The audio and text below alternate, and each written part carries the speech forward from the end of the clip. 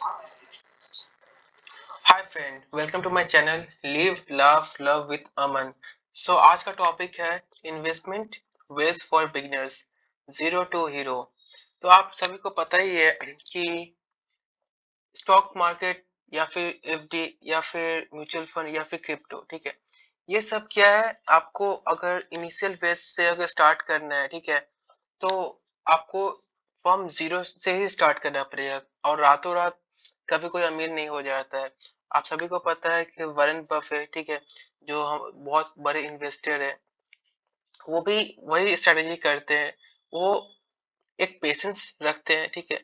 आजकल सभी को तुरंत में अमीर बनना है, रातों रात अमीर बनना है। वो सभी जाते हैं, ट्रेडिंग करते हैं, ये सब करते हैं।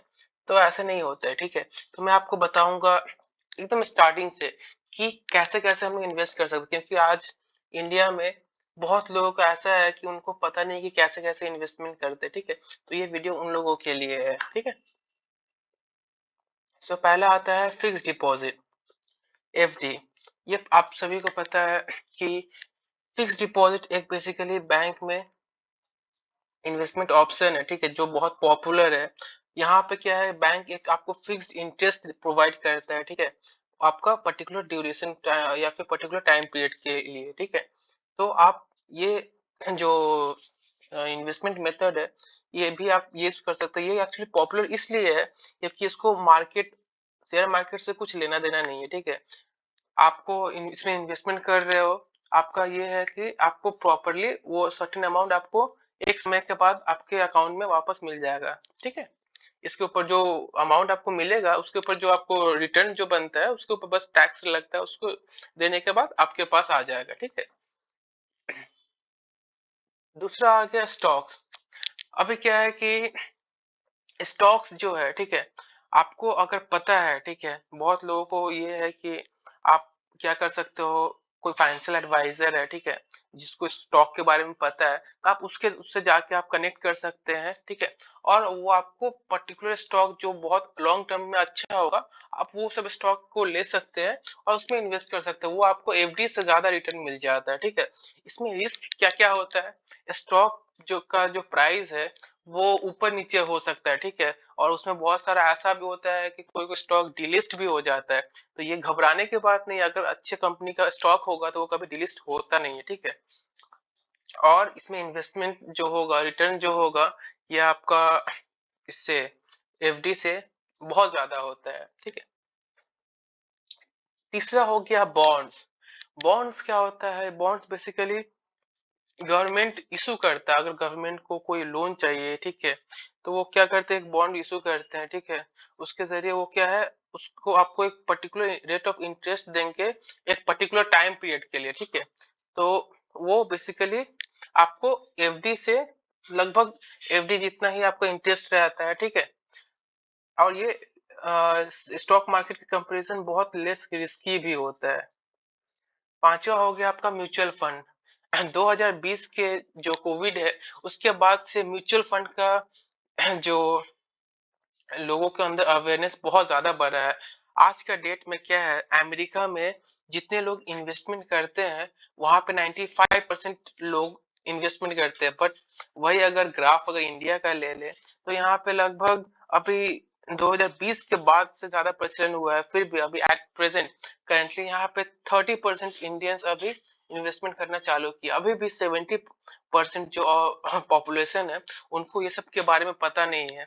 तो म्यूचुअल फंड एक ऐसा ऑप्शन हो सकता है जो आपको लॉन्ग रन में बहुत फायदा दे सकता है। ये इसलिए फायदा दे सकता है, आपको इस तरीके से समझना पड़ेगा। आप अगर कोई जगह पे पैसा डाल रहे हैं, कोई म्यूचुअल फंड में, ठीक है, तो वो क्या करता है, वो आपका पैसा को कुछ चुनिंदा स्टॉक्स में डालते हैं, ठीक है। उनको पता होता है, वो लोग बहुत ज्यादा मतलब एनालिसिस किए हुए रहते हैं कि ये वो पर्टिकुलर स्टॉक्स में पैसा आपका लगाते हैं, ठीक है, और वहां से वो कमाते हैं। तो वो ये है कि वो अगर 100% कमाएंगे, तो आपका 30% जो एनुअल जो इंटरेस्ट होता है, वो आपको मिलता है, ठीक है। तो ये क्या होता है, ये आपका कंपाउंड होते रहता है। जैसे हर एक साल वो जैसे आज आपने 100 रुपया डाला, ठीक है, तो आपका एक साल का इंटरेस्ट बनता है 30 रुपए, ठीक है, 30%। तो आपका वो 130 रुपया होगा। वही आप दूसरा साल होगा, तो आप जैसे 100 रुपया अगर डालेंगे पूरा साल में, तो वो क्या होगा, ₹230 पे फिर वापस से इंटरेस्ट बनेगा 30%। तो वैसे करते-करते वो कंपाउंडिंग होते रहता है। तो ये आप लॉन्ग रन में आप ये भी ऑप्शन ये चूज़ कर सकते हो, ठीक है? अब आपका आ जाता है ईटीएफ। ईटीएफ में भी ये भी एक अच्छा इन्वेस्टमेंट ये ऑप्शंस है, ठीक है? इसमें क्या कर सकते हैं कि ये भी एक एक्चुअली म्यूचुअल फंड जैसा ही होता है, बट ये एक्चुअली स्टॉक में ही ट्रेड होता है, ठीक है? तो इसमें क्या होता है कि इसमें रिस्क है म्यूचुअल फंड से कम होता है, ठीक है? और इसमें जो रिटर्न होता है वो भी बहुत कम होता है, तो आप ये भी कर सकते हैं, बट इसमें क्या है कि सेफ्टी थोड़ा-सा म्यूचुअल फंड के कंपैरिजन ज़्यादा है, क्योंकि म्यूचुअल फंड भी होता है, अगर मार्केट डाउन जाता है तो वहाँ पे आपका जो एसआईपी का जो अमाउंट होगा, ठीक है, वो भी नेगेटिव में आ जाता है। बट ईटीएफ में वैसा कुछ नहीं होता है, वो उसमें कंपैरिजन टू म्यूचुअल फंड कम होता है। इसके बाद आता है रियल एस्टेट। आपको अगर आपके पास इन कैपिटल है, ठीक है, और आपको अगर कहीं पे अच्छा लैंड या फिर कोई जमीन दिख रहा है, ठीक है, या फिर कमर्शियल प्रॉपर्टी या फिर रेंटल प्रॉपर्टी कुछ भी आपको मिल रहा है, तो आप उसमें इन्वेस्ट कर सकते हैं। वो क्या है, लॉन्ग रन में उसमें भी अच्छा अपॉर्चुनिटी आ सकता है, ठीक है, बट इसमें रिस्क ये है ना कि आपको जिस टाइम पैसे का रिक्वायरमेंट होगा उस टाइम आपके पास पैसा नहीं रहेगा, ठीक है, मतलब तुरंत में आपको नहीं मिल सकता है। आपको फिर पहले ग्राहक ढूँढना पड़ेगा, ठीक है? आपको वहाँ उसको पहले सेल करना होगा, अगर वो ग्राहक मिलता है अगर तो फिर जाके वो होता है, तो फिर वो लंबा प्रोसेस हो जाता है। तो इसीलिए होता है कि आपके पास अगर बहुत ज़्यादा कैपिटल है और आपको लगता है कि नहीं ये हमको अभी नहीं चाहिए, तो फिर आप उसमें इन्वेस्ट कर सकते हैं। ये मेरा फ़ेवरेट है, ये क्रिप्टो करेंसी। बहुत लोग होता है क्रिप्टो को सोचते ही बोलते हैं, अरे ये तो मतलब इसमें तो कोई मतलब नहीं है ये वो। बट क्रिप्टो मैं आपको बता देता हूँ, अभी से कुछ टाइम के बाद समझिए 10 साल के बाद जो हम लोग का जो डिनोमिनेशन है, ठीक है, जैसे 5 का, 10 का, 1 रुपए का, ठीक है, 100 का, 200 का या फिर 1000 मतलब 500 का, ठीक है, ये जो मतलब करेंसी है, ठीक है, इसमें एक्चुअली कॉस्ट पड़ता है। तो क्या है क्रिप्टो में, वो लोग एक पर्टिकुलर ब्लॉकचेन और सेंट्रलाइज्ड और डिजिटल ये टेक्नोलॉजी से चलते हैं, ठीक है।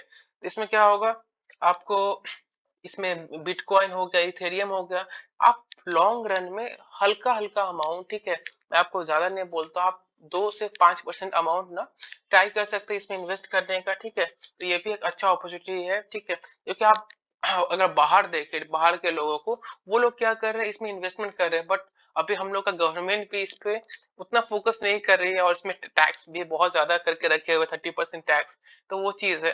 तो आप उसमें भी देख सकते हैं। टिप्स आज का ये रहा कि आप ट्राई कीजिए, अभी भी देरी नहीं हुई है, ठीक है। इन्वेस्टमेंट आप जितना जल्दी से जल्दी कर सकते हैं उतना आपके लिए अच्छा रहेगा, ठीक है। और रेगुलरली क्या है कि लोग क्या है ना, कभी सोचते हैं, अरे एक बार में हम डाल दिए। मैं आपको ये सजेस्ट करूंगा कि एक बार में कभी भी कुछ करने से अच्छा है कि आप कम कम करें, बट वो रेगुलर बेसिस पे करें।